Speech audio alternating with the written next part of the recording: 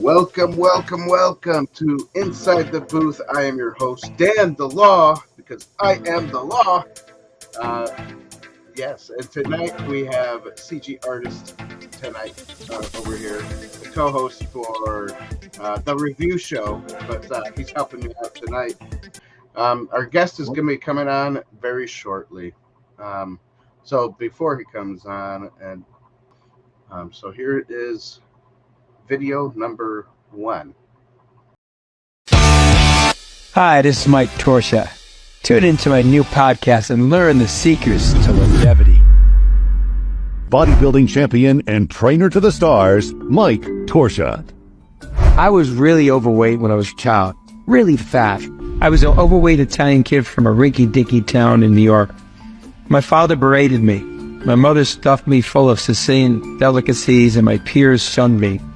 After a string of particularly humiliating experiences, I became determined to change the way I looked and felt. I discovered lifting weights, and everything changed. My bulk turned into muscle. I constructed a weight training room in my basement, and I thrived on it. I became teenage Mr. New York State and started a personal training business at 17, and eventually becoming a world-class bodybuilder. I trained the Hollywood elite. I can give anyone a movie star body.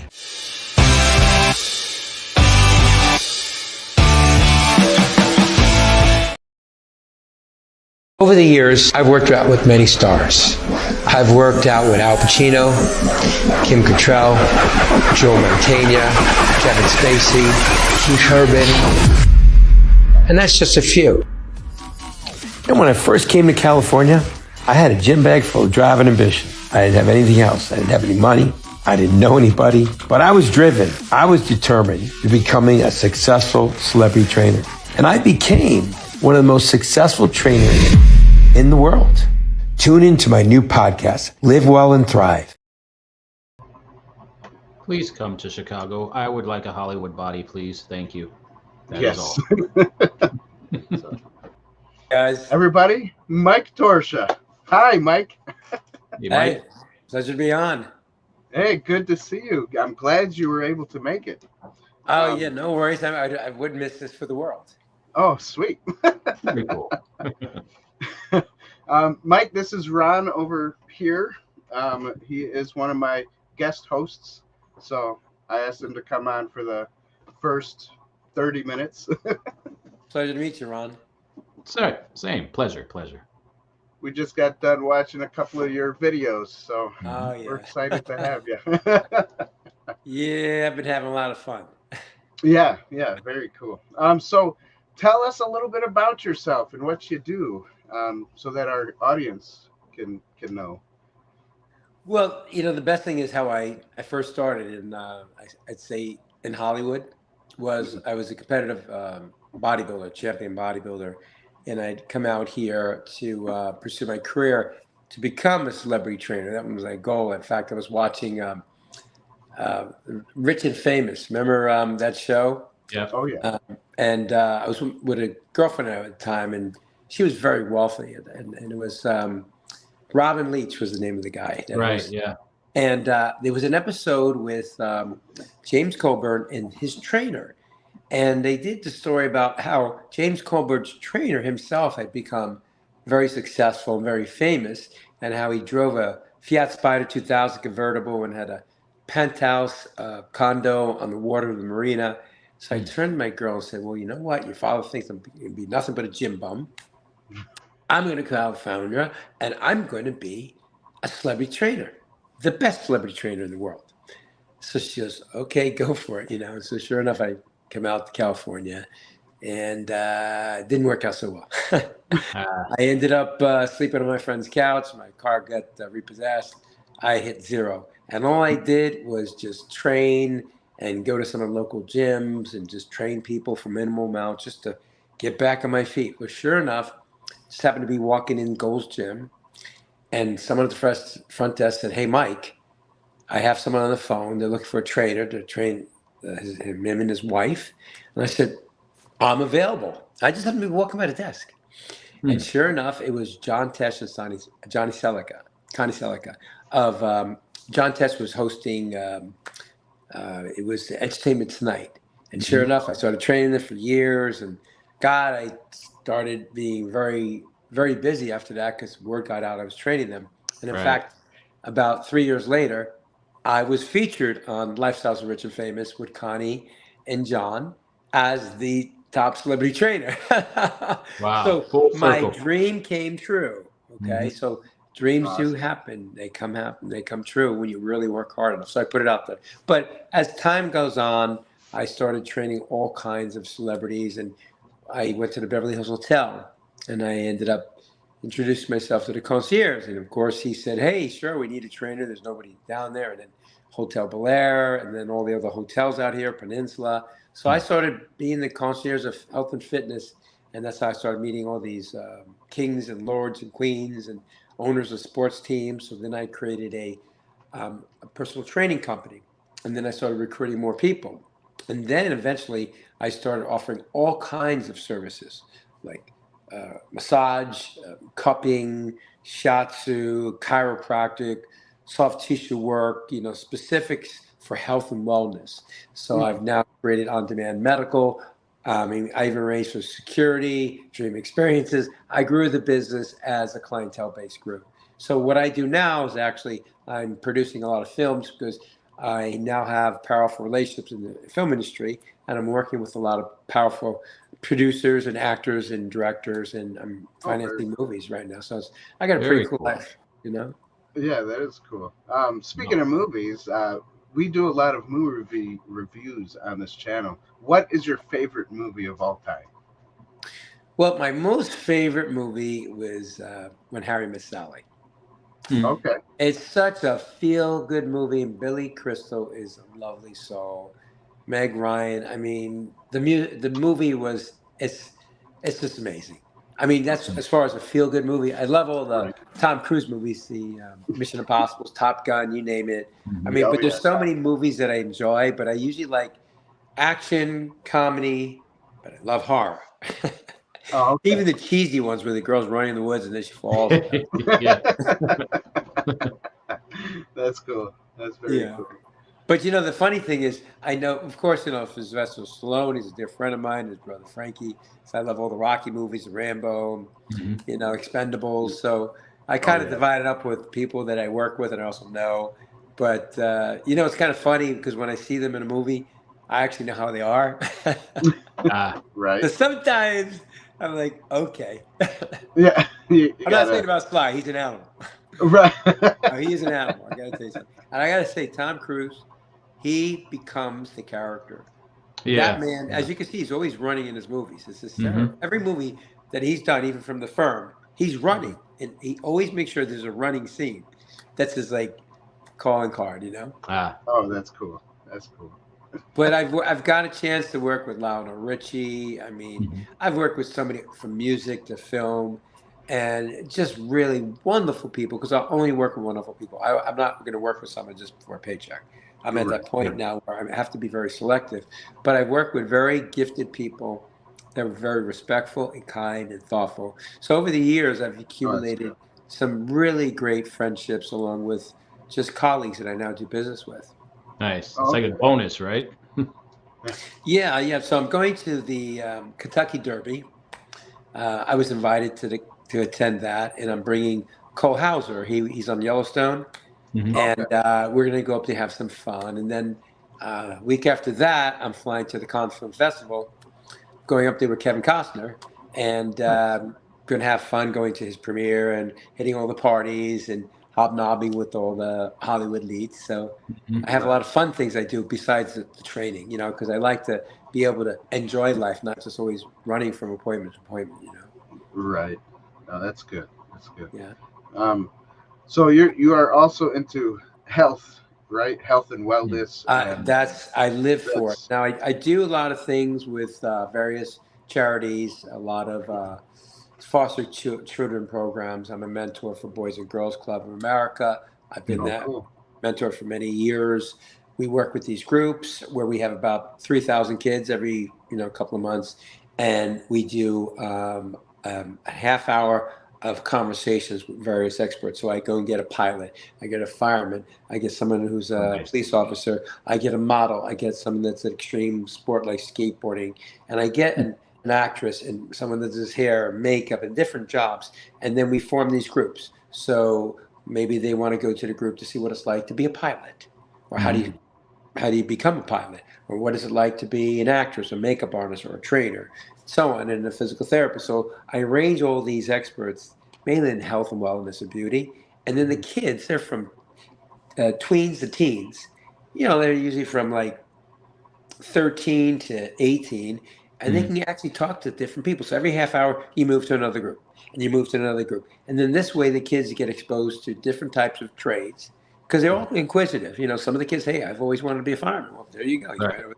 Right. But so I do a lot of charity work. I give back. I think it's important to always do that. Even though I work with these movie stars and these moguls, I always make time to give back to the community, because I feel that's very, very important. Because I've been blessed by God.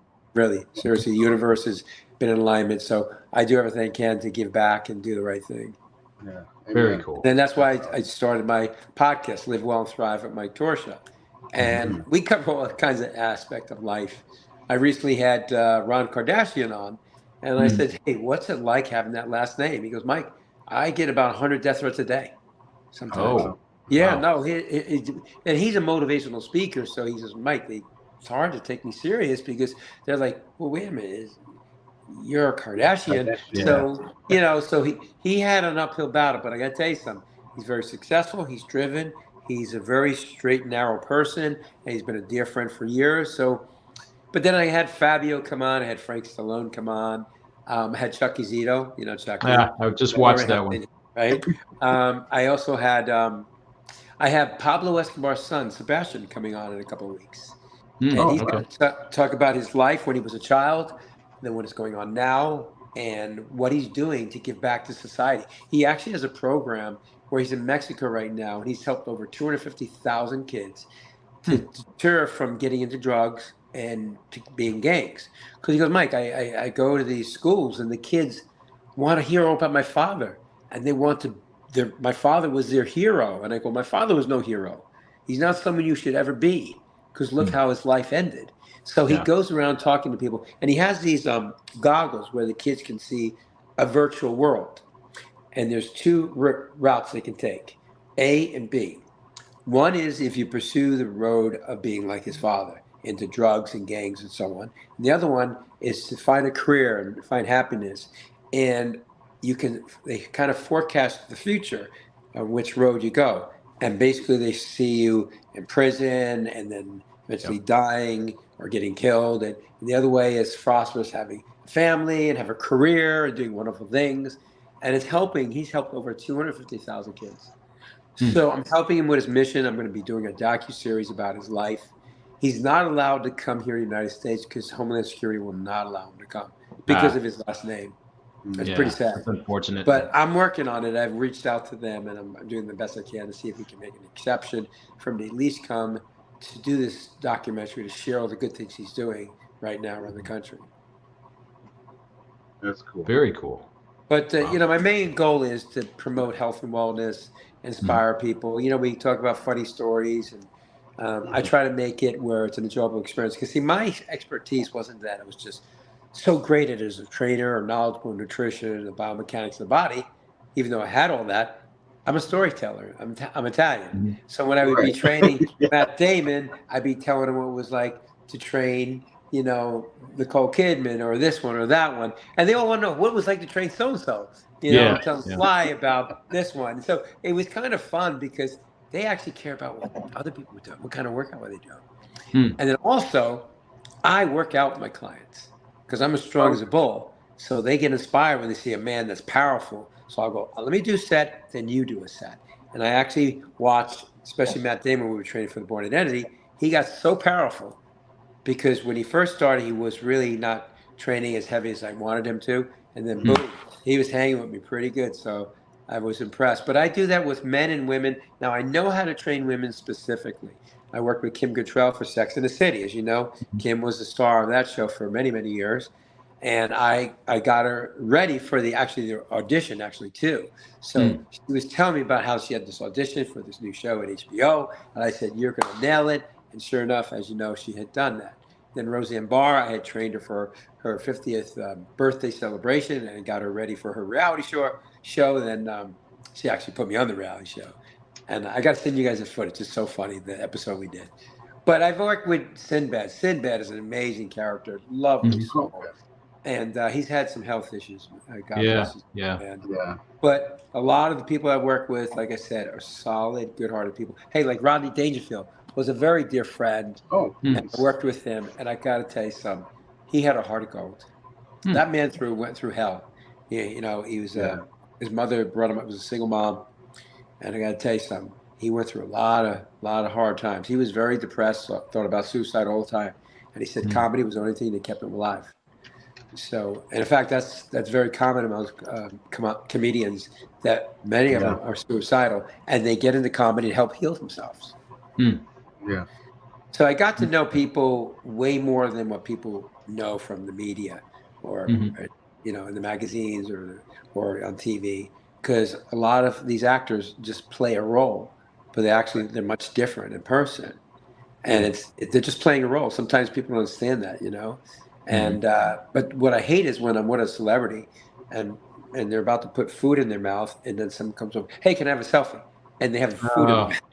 Yeah. So I'm sort of like the pit bull going, "Please, can you come back a little bit later?" Like when you go to a dentist and they're drilling, and it's like, "Hey, so what's going on?" You're like, I tell the dentist, "Why are you asking me questions?"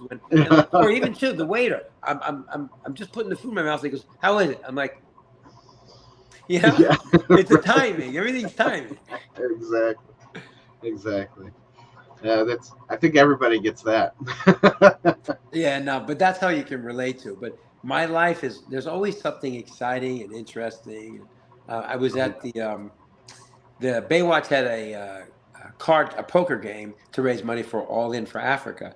So I brought a friend of mine that he's a really great poker player. So he ended up winning $80,000, and he donated it to the charity. Wow. And while we were up there, Angelica Bridget was there from Baywatch. And Nikki Whalen, she's a very well-known actress, done a lot of action movies. She was up there. So I ran into a lot of the actors supporting this charity. But Angelica shared with me that they're thinking of rebooting Baywatch. Okay. Yeah, so if they do, I'm going to be there kicking her ass to get her in even finer shape, even though she looks great already. There you go. But so out here in LA, it's like being inside a movie. Actually, I never know who I'm gonna run into. And in town, I always see celebrities because I go to all the cool restaurants. So I'm always at the Pole Lounge in Beverly Hills having lunches with clients. So I always run into everybody, but here it's no big deal. I mean, I guess in New York, maybe it'd be a big deal, but we see everybody walking around who's a well-known celebrity. We're like, "Hey, what's up?" It's not like, "Oh my God," except for maybe tourists when they're visiting. But out here, after a while, you just understand that they're just another talented person, and they're just like anybody else. Nobody's above anybody, and that's how I've always been with my clients. I treat them like an equal. I don't treat them like, "Oh wow, here you are." No, I never. Even when I was working with Al Pacino, we were just hanging. It was so funny when I first met with Al Pacino. I went to his penthouse. It was at Shutters where he was staying at the time because he was doing the movie with Robin Williams, Insomnia, and he had the scene where he had to chase after Robin in the woods. And he said, "Mike, when I was doing the movie Heat with De Niro, that scene at the front of the bank where I was running, I tore my hamstring so badly off the bone, they had to shut the production down, I think, for 5-6 weeks. So it cost them millions of dollars. So he said, listen, I can't have it happen again. Plus, he just had the twins with Beverly, and he said, I want to dance at my daughter's wedding, so I need to get healthy. So he goes, Beverly said to me, I should consider Pilates. I just kind of grinned and said, Al, do you know what Pilates is? He goes, no. I said, well, it's like a bed with springs. They put these straps around your ankles and pull your feet behind your head. He goes, fuck that. I said, that's right. Fuck Pilates. You're going to train like a man. You're going to train with weights and cardio and stretch. So after I did that, and I actually talked about it on a podcast, I got hundreds and hundreds of emails and DMs saying, can I buy your shirts? And I said, what shirts? Well, the fuck Pilates. So if you go onto my website, Operation Fitness, I have shirts that says FUUCK Pilates with a Pilates girl bending over. And then it says, train like a man, Mike Torchia. And it's selling out like crazy. I can't believe it. I just did it as a goof because so many people asked for it. I have my other shirts like Live Well and Thrive and funny, cute stuff, and coffee cup and stuff. But the biggest seller is that like kind of comical joke. But I keep getting so many orders. They keep kind of back ordering. So I said, man, start pumping out more. Yeah, love to hear stories like that. As a goof, I did it as a goof, right? I even got DMs from Al. He was laughing his ass off. I goes, I remember that day. Nice. I know I have a lot of Pilates people coming in, but you know what the biggest thing is? They all call me up and go, Mike, you're right. I do weights, but I can't tell my clients that I do weights. I'm not going to build my muscles without the weights. Right. Yeah. So I'm not getting too much flack from the industry, you know. Right. Well, that's good.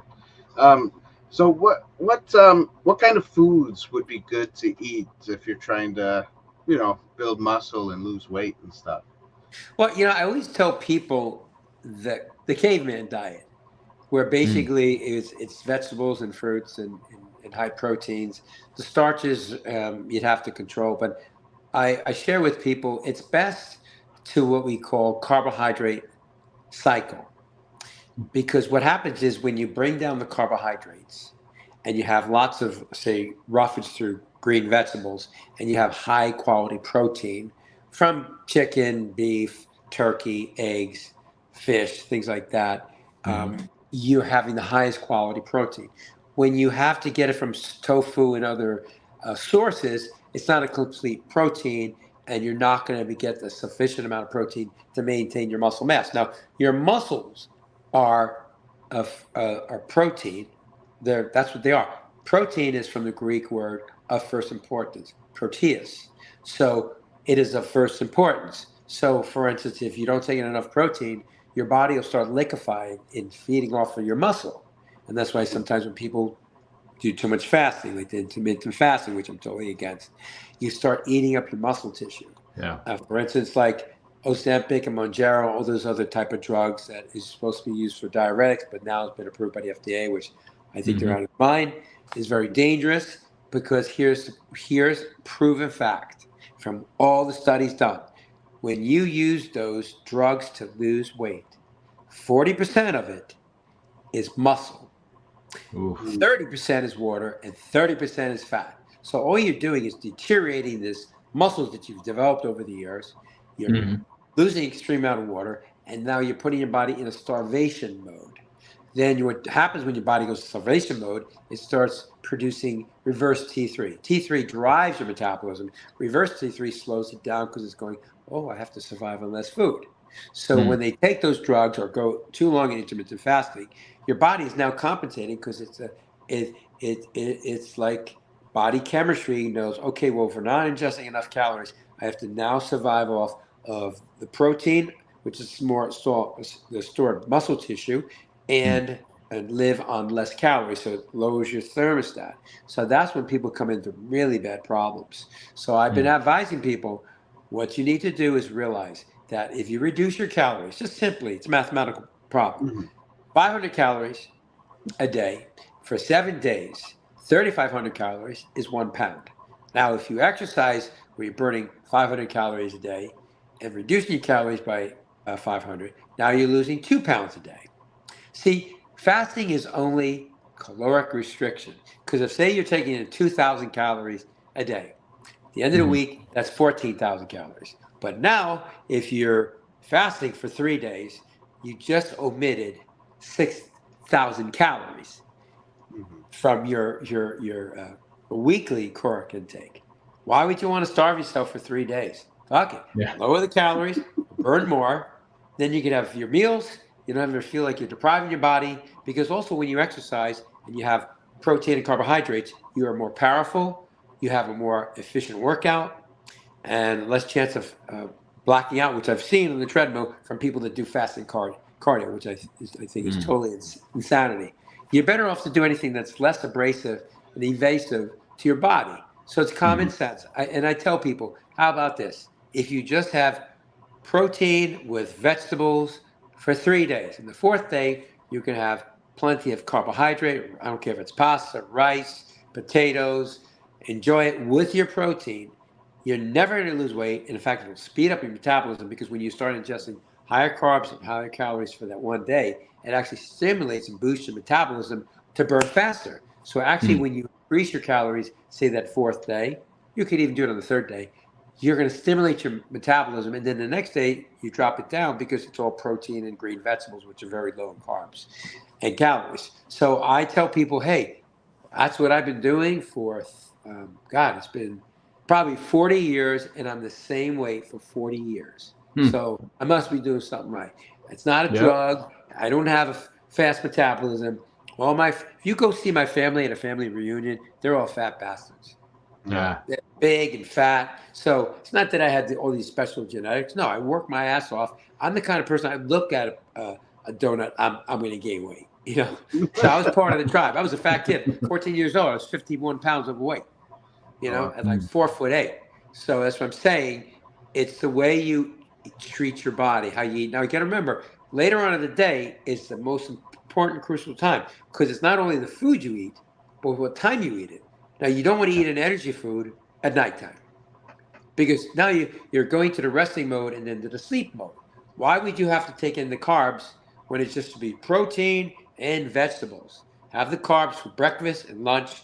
That's it. I never eat fruit after breakfast. The only time you should eat fruit is at breakfast. It's a fast release sugar. So if you start understanding what's a energy food, what's a fiber for roughage, and what's a protein food, you'll never have to feel like you're on a diet ever again. It's very simple, man. It's a formula I've used my whole life since I was 14 years old, and I'm 68 years old now. Again, I'm in the same weight for over 40 years. Oh, wow. And it's not controlled about drugs or any growth hormone, any of that shit. Okay? Right. Oh, you must be getting a phone call or something. Yeah, someone had tried to call in. It's just taking care of your body, but understanding your body. And that's something like in my family tree, there's heart disease, there's high blood pressure, high cholesterol, diabetes, heart disease. I have none of that. That's because my medicine is exercise and proper nutrition. Right. So there's no is there anything you would there's no suggest? magic way to do it, formula. It's just following common sense, but what works best for you. Now, you could use keto. You could use the South Beach, the Pritikin, the Atkins. It's just like taking routes. Like if I want to go to the valley, say I'm in Beverly Hills, I could take Laurel Canyon. I could take Beverly Glen, or I can jump on the 405. It's what route you enjoy the most. Right. I'm more like the 405, hard and fast. I'll jump on my Ducati. But some people want to do that kind of tour on Laurel Canyon or Beverly Glen, you know. But it's all the way you prefer. None is any better. But to do this intermittent fasting excessively, listen, fasting on occasion to just detox, I believe it. The fasting is going to put you in starvation mode. It's going to screw up your thyroid. You're going to have issues. And if you have to take drugs like Oprah did, that's pathetic because she just lacks discipline. You can speak to her trainer, Bob Greedy. She trained her. She is just not a motivated person. You basically have to hold her hand. She just is obsessed with eating food and large amounts of food. In fact, when her house, her boyfriend actually made all the furniture oversized. So when she sat in the chair, she didn't feel fat because at one time she sat in the chair and it broke. So her table was oversized.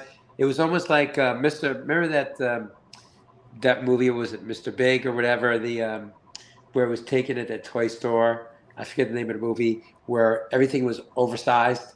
Yeah. So that's what Oprah did to compensate her being big. She just got big furniture and everything in the house was massive. Even the front door was massive. And I thought it was hysterical if she could just have self-control. But when she went on national TV and promoted a weight loss drug, I lost every single respect for her. Promoting drug use. I don't care if it's fentanyl or it's anything else. It's just like as bad as any other drug because people have been dying from these weight loss drugs, having heart attacks and other things happening.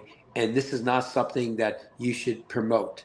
If you want to use drugs, that should be kept to yourself and not promoted, because there's young ladies and young men out there that look up to her, and I think it's a damn shame that she did that. Yeah. So that's I'm very adamant about that. I don't promote anything that's hazardous or potentially even dangerous in any way, shape, or form, especially for our future generations. It's putting out a bad message. I mean, think about it. She's been so notable, doing all these wonderful things for people, and then she endorses a weight loss drug. Right. And she has no chemical imbalance for the brain. It's just lack of willpower. And I just don't like lazy people. There's no excuse to use a drug. There should be no excuse anyway to use a drug. Right. Agreed. And I'll tell it to her face. She knows I will. But of course, she's not coming near me because I'm like a pit bull, because I already put the word out that I'm pissed at her. So I'm sure she's not going to come near me. Oh. And if she wants to come on my show, I'll tear her up. I will show her all the medical studies that show that she is doing something that could compromise her health and well-being, and to promote it is absolutely a tragedy, because there are going to be issues. Yeah. But sorry to go too much on that. I'm sorry. Oh no, that's okay. That's okay. So I what about when you read labels? You guys hear me? I'm quiet for a while. Mm-hmm. No, you're good. You're good. Can you hear us? That's okay. So I do have a question about like when you're reading labels. What do you think of the high fructose corn syrup? Is that good for you? Is it not good for you? No, it's not. It's not good. Yeah, it's basically in everything. It really is. That's the problem. People don't understand it because they go, oh, fructose. Oh, it's from fruit. No, that high fructose is coming from corn. Do you know when I don't eat corn because you don't digest it, you don't get anything from it. It's a food that's worth nothing. So it might have been fun when you're a kid and you eat it, but it just goes out through the body. But they make that high fructose corn syrup, and that's horrible for the body because the sugar is our enemy. People that have, for instance, heart disease, years ago they thought it was the high-fat diet. Right. No, it's the sugar, because it builds a plaque in the arteries, just like the plaque in your teeth is from the sugar, especially the sugar, also bacteria, but the sugar is the main enemy for heart disease. So of all the cardiologists that I know, they focus on low sugar diets. But also just in general, sugar is our enemy. It's like, for instance, the body, if you have, for instance, if you take in high amounts of sugar, can you hear me? Yep, we can hear you. If you take in high amounts of sugar, you can also, it raises your acidity level. That's why, how people would recommend, hey, drink alkaline water or things at alkaline, certain vegetables that are alkaline, because the acid levels build up, and the acid level in your body is a breeding ground for disease. So that's why it's important to lower your acid level. So you have to be very careful, especially if you're eating too much like steak and other foods. You have to watch the acidity level in your body, because that's another problem. But sugar is our enemy, so you have to eat sugar sparingly. And if you have it, I would say eat a fresh piece of fruit. Now, I don't believe in juicing, and either did Jack Lane, even though he had the juicer. He personally said to me, Mike, when you have an apple or you have a piece of broccoli or whatever kind of fruit or vegetable, when you purify it, you now make it into a rapid release sugar water drink. So if you're drinking some kind of pureed or liquefied vegetable juice, these green juice, they become sugar water. So it's just like drinking. Yeah, you lose all the value. There's no fiber, because when you eat an apple or an orange or a piece of broccoli or asparagus, you are now getting all the fiber and the roughage, and it takes calories to digest that roughage. But what happens is, if you do purify it, now you made it into a simple sugar instead of a complex, high fiber, roughage food. You're now ruining everything. So I tell people, you want to have a juice? No, have an apple, have an orange, have strawberries or blueberries. But to liquefy it, you're now making it immediate release into the system. So the only time I'd say drink juice or any kind of blended vegetable drink is right before you work out, because you have to use it right away. Otherwise, it's now going to be spiking your insulin level and create immediate fat storage. So I suggest if you want fruit, eat it raw. That apple, there's nothing like a crisp apple, a nice orange, or grapefruit, or bowl of strawberries, blueberries, really good for you. But to liquefy it, you're not having any of the fiber anymore. And then it's a fast release sugar. Even the fruit is a faster release, but when it's made into a liquid, it's so rapidly absorbed to the body, it's going to spike your insulin. So I tell people, just eat the fruit, but have the fruit in the morning. At lunchtime, then bring into your other foods if you want to have like a yam or a baked potato can, a little rice. But I normally say more carbs in the morning. So I have my oatmeal, I have my blueberries or strawberries, I have my eggs, and I eat the whole egg. I always believe in the whole egg because it's a complete protein with the yolk. You absorb it more efficiently. So I eat 6 whole eggs, a half a bowl of half a cup of oatmeal cooked, and I just cook it, and I put a little protein powder. I like the blend of egg white and whey and beef. And it's a beautiful mix. I have that every morning. And with my eggs, I have a double espresso about half hour before my workout. So this way, there's 2 hours, so all the blood is no longer in my digestive tract. And then when I train in the gym, I'm like a warrior. I'm going nonstop, and I'm powerful. Now, if I had fasted, I hadn't had a meal since maybe 7, 8 o'clock the night before. I'm not going to have the same output as I am when I have that breakfast 2 hours before, well-balanced diet with roughage and carbohydrates, great source of protein and fats. I'm training like a bull. When I'm in the gym, I ignore everybody. I put my AirPods in, blast my music, I hit it hard. I don't talk to anybody. I just go boom, boom, boom, boom, boom. So I'm moving, my heart rate's going very rapid. When I'm on that elliptical, it's like on my motorcycle, like I just stole the bike. I just go so hard and fast. Yeah, I tell people, if you can text or talk on the phone, go home because you're wasting your time. If you can be texting and having a conversation, you should not be doing the cardio. You should be able to get it at high level. You need to challenge the heart. I'm not saying so hard that it's so frantic, but you need to challenge the lungs. You need to expand the lungs and the heart and really get the blood pumping in the body to stimulate the metabolism to be more efficiently, and also strengthen the heart. The heart is a muscle. But if you don't challenge the body, you're basically just taking like a walk in the park. And that's okay maybe if you're 80 years old and you're going for a walk. But when you're younger and you're healthy, you should push as hard as possible, and then make sure always stretch. So whether it's in between or after, you need to stretch, because I find more men don't stretch. Women stretch, and men are now starting to do more cardio and stretch. But I found that you also have to be careful with cardio, because after the age of 40, you shouldn't really do cardio more than 3 times a week, because then it can raise your estrogen level, it can lower your testosterone level. I've had people that complained about having low sex drive. I said, listen, cut your cardio in half. I know you've been doing it every day. Just do it 3 times a week. After about 6 weeks ago, Mike, holy shit, I thought I was going to have to start taking testosterone or something. My sex drive's back up. I said, there you go, because it was suppressing their testosterone level. So whether you're a man or woman too, you shouldn't be doing too much cardio. People that are doing this excessive cardio are now screwing up their hormone levels, and then they have to rely on Cialis or Viagra, all these other drugs out there today for a sex drive, when it's not just circulation, it's actually that their hormone levels are really messed up. And most of the time, it's the hormone level. That's why there's so many, because I talk to people all day long. People are walking, complete strangers come to me. They tell me either by the digestive issues or the lack of concentration or lack of energy, digestive disorders constantly, and aches and pains. And the number one is I fall asleep, and after about 3 hours, I just toss and turn. I can't sleep. I don't know, it's my age. I have my business partner, he's the same way.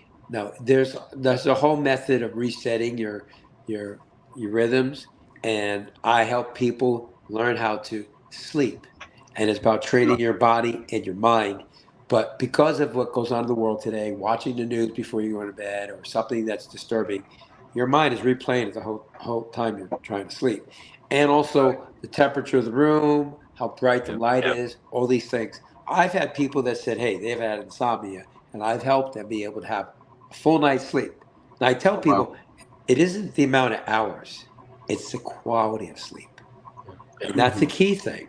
Like Jefferson, Thomas Edison, they basically only would, it's so funny. Thomas Edison was really funny. He would actually carry a pillow and a blanket whenever he'd go somewhere because he felt if you feel tired, you should sleep. So sometimes he'd go to dinner and he'd say, I'm going to go into the other room and go and sleep for a while. And that's how he lived. He'd only go to sleep when his body said to go to sleep. And he'd work really long hours and then maybe only sleep a few hours, but he listened to his body clock. And that's what I tell people.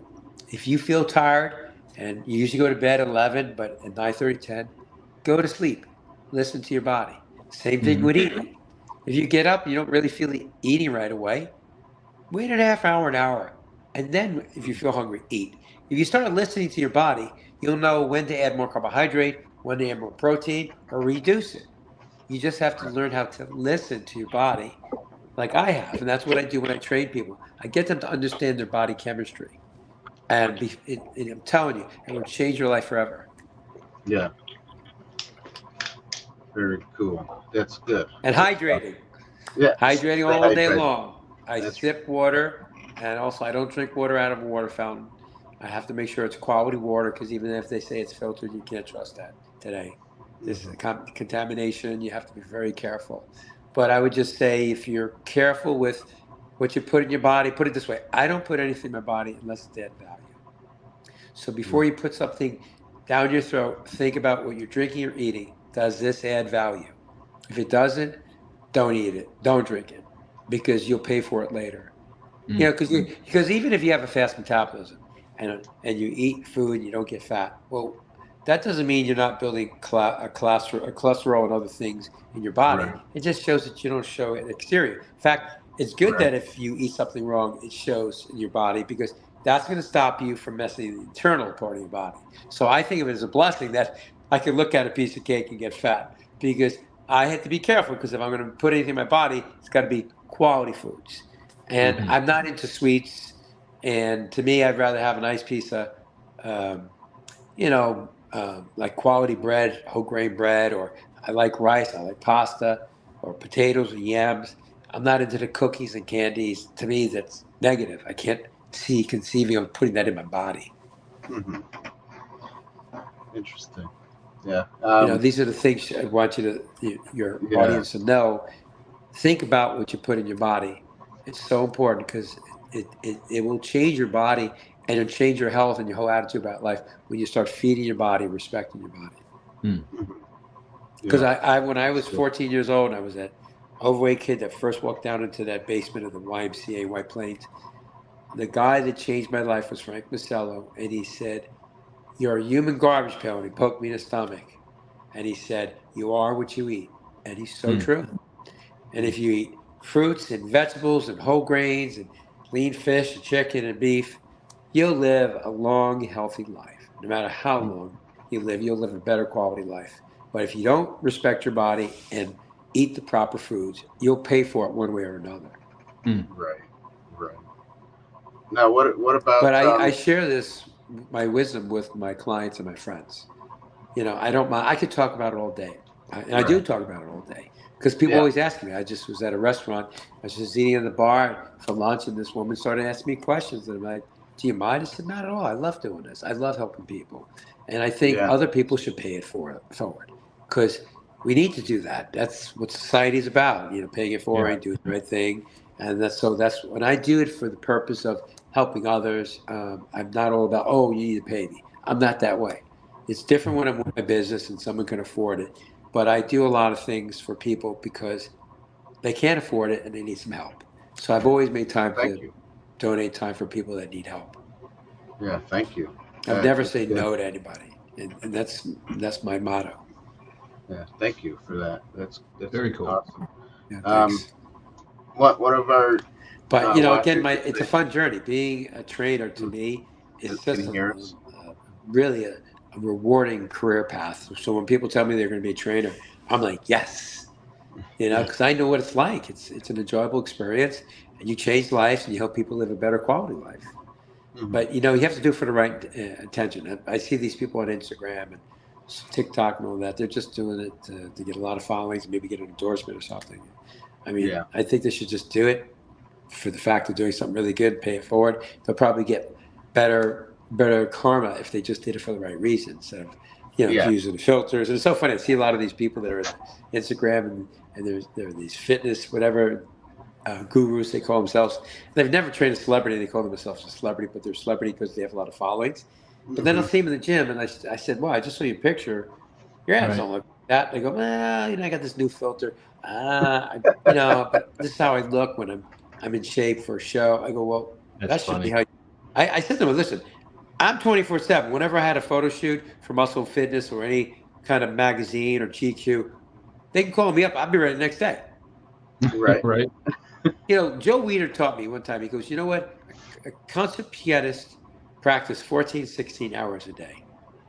Mike, when I first met you, you were this chubby bodybuilder that would look ripped for a show, and then 2 months out of the year you ripped, and the rest of the time you get big and bloated. I'd see these articles you do in Muscle Training Magazine, which was his competition." And he said, "You have to think of yourself as a classical pianist. You always have to be prepared." And ever since that day, and I was 17 years old, I never got heavy again. Because Joe Weider was one of my mentors, along with Jack LaLanne.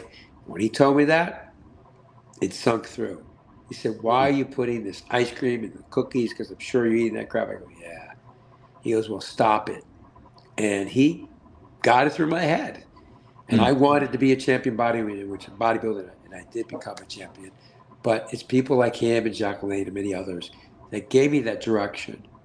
But I also took the initiative and listened. But a lot of people won't listen. But, I'm hoping that even if I can help one person out there, go in the right direction, I'm very happy with it. Because that's what I'm all about, and I appreciate the opportunity to come in on your show. And I hope some of this wisdom, some of your viewers can enjoy and use, because it's important. Because I don't want them to be at mercy of people out there with false promises. Like, on Facebook, I saw an ad that said, "Take these pills and you'll lose fat while you sleep." I mean, come on. Yeah. But you know what? There's probably people buying that crap. Yep. Yeah. It's terrible. Sure. And that's why I'm doing a documentary called "The Poison of America."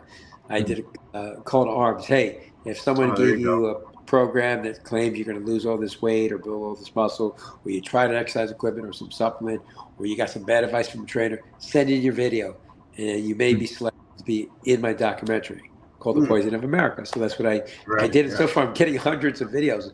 Pretty crazy stuff that I'm getting. It's pretty intense, some of the stuff. This is going to be a hell of a documentary. I can't wait to shoot it. That's good. Yeah, that's going to be cool. Right. Right. Just say technology, right? What the heck's going on? Yeah. All right. Cool. So is it ever too late to start your health journey? Because some people might think that, No, you know what? It's never too late because, if you understand the body, as you can see, a lot of the senior programs in the homes, they prescribe from the doctor weight training 3 times a week for the elderly. It's more important for them to do weight training than even cardio. They have them go for walks, but they have them do specialized like movements with dumbbells for eye-hand coordination, but also lifting weights actually stimulates bone density and hormone production, helps regulate it. It's proven fact. Okay. So actually, if anything, weight training is one of the most important things you can do as you get older. So it's never too late because otherwise your muscles atrophy, your bone density goes down, your muscle mass goes down, and the less muscle you have, the less amount of calories you burn. So it starts to decline your body fat, your muscle mass starts to decline because most of the time, not just because they're aging, is because they start to get less active. So I purposely, like I train at this gym with there's like 5 levels. I go to the very top of the parking lot, even when it's kind of slow. And I walk down the stairs aggressively. I kind of jog to the front door, wave my phone, boom, I go in, I do my workout. At the very end, I do my cardio. Then I kind of jog down the stairs. I kind of jog up to the parking lot, run up the stairs, because I want to get even more activity. See, I look for more. Most of the time, people circle around trying to wait till someone pulls out, or they valet it. No, I try to park farther away, higher up, so I get more activity, because I think of the opposite, because it's going to help me. Not walking far is detrimental to me, because as you age, people look for more comfort. I don't. Right. Yeah. In fact, I feel better when I exercise. When I sit around, I'm like, what the heck. Although I only take Sundays off, so it's not really like I miss anything. You know?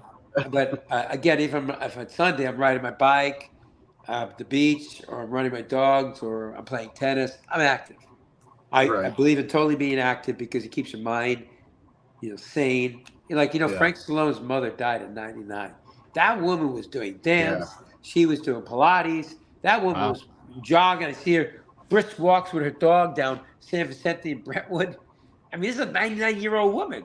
Mm-hmm. Yeah. And you know what? I remember that. God bless her soul. She died in her sleep, exactly the way she said to me and Frank she wanted to pass away. Oh, wow. Died in her sleep. She didn't want people to come see her in the hospital, dribble and spit down the side of her face. She was a very proud woman. She wanted to die in her sleep, no pain. She went to bed. She never woke up.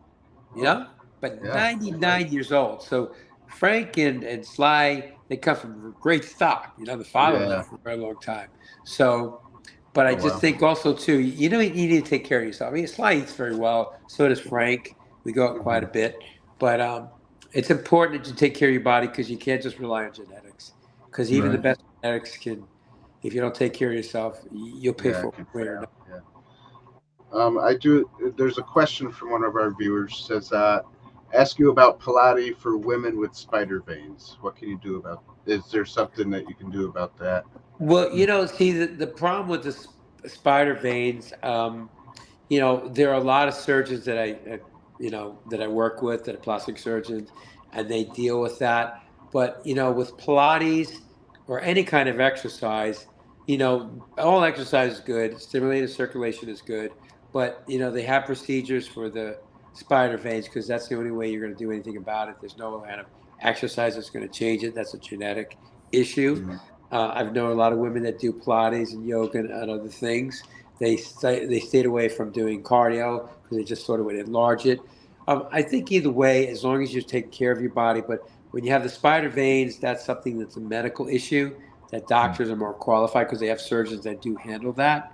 I know there's several plastic surgeons that handle the spider veins, because they have specific treatments for that. But exercising is really not going to make it worse. Exercising would just be more helpful. But most of the people I know that had any success was people that had gone for the procedure, because that's the only thing you can really do about it. There's just certain things you can't do through exercise, unfortunately. Oh, that stinks. Yeah.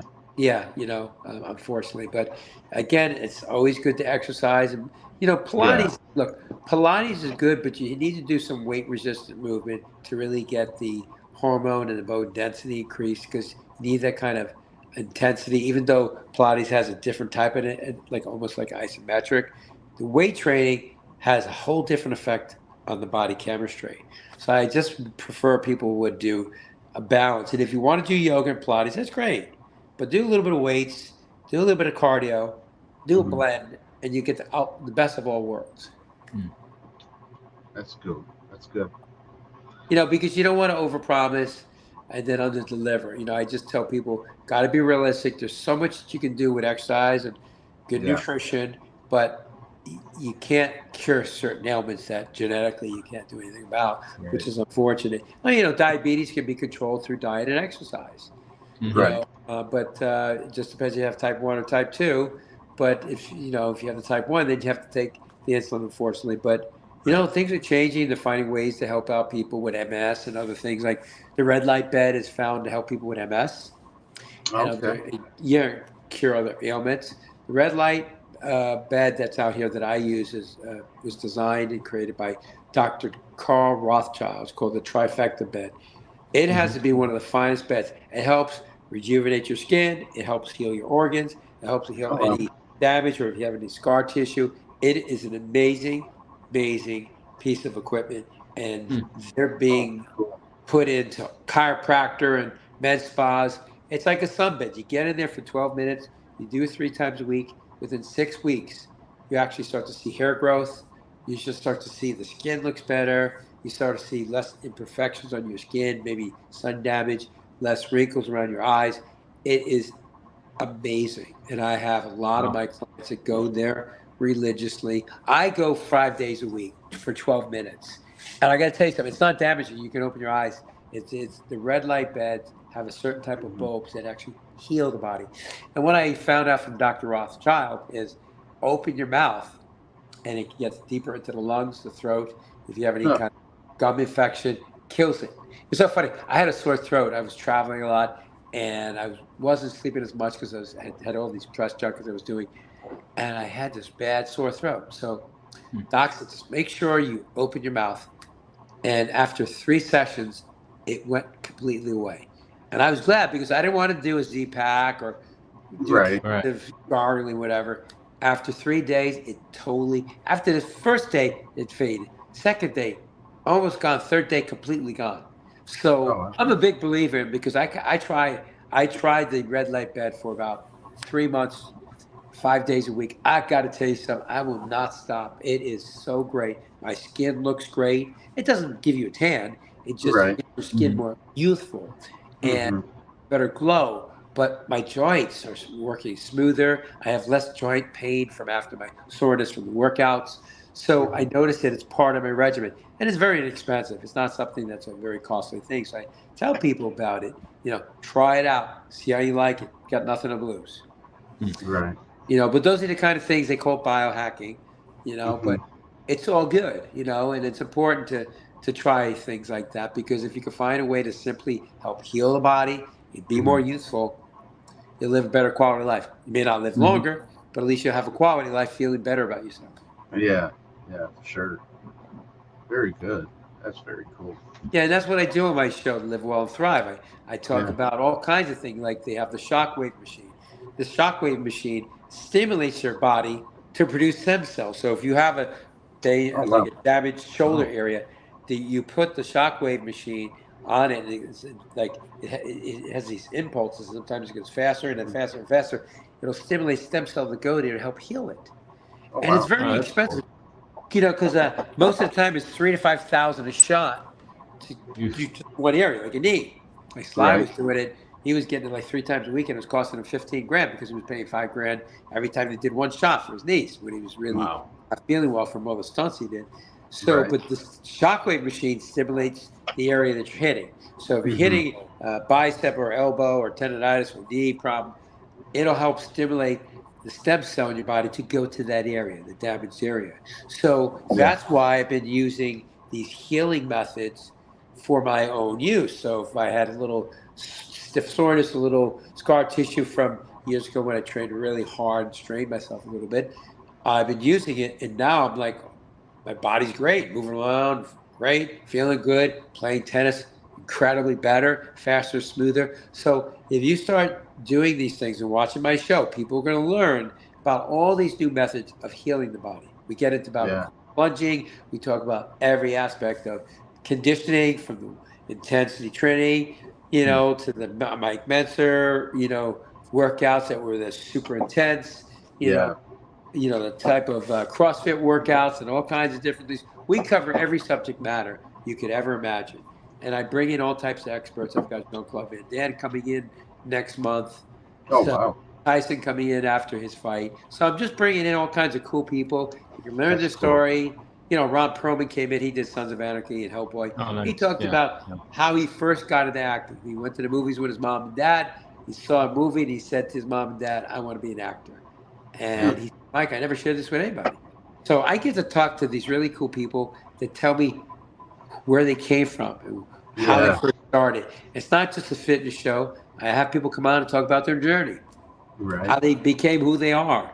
Now, I had a self-made billionaire come on, and that episode's going to come out. He had nothing, and he became a billionaire by working hard, and he was smart, and he was driven, and wow. he works out every single day. He said to me, Mike, I make sure that I put in my schedule when I eat and when I exercise. Just as a matter, it's a multi-million-dollar, multi-billion deal. Going to that gym and making sure I get proper nutrition is just as equally important as those meetings. And that's why Wow. he's 42 years old. He's a self-made billionaire, and he's in great shape. So, Wow. there's no Very excuse. cool. If you really Yeah. put your mind to it, you can achieve it.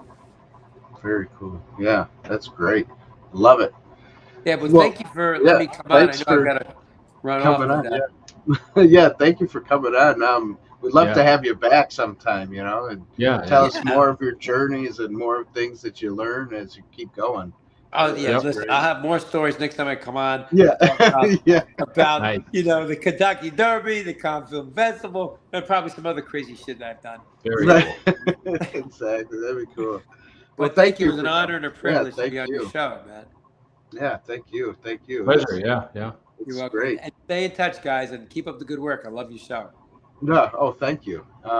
Yeah, if you could stay on like 5 minutes after I hit the end Yeah. stream, No. that'd be great. Sure.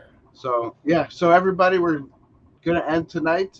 Thank you for coming on. Don't forget to subscribe to the channel. Subscribe to Mike Torchia's channels, and all his stuff is in the description box below. So go ahead and check his stuff out as well. Yeah, and we will see you guys later. Goodbye. Thanks for watching.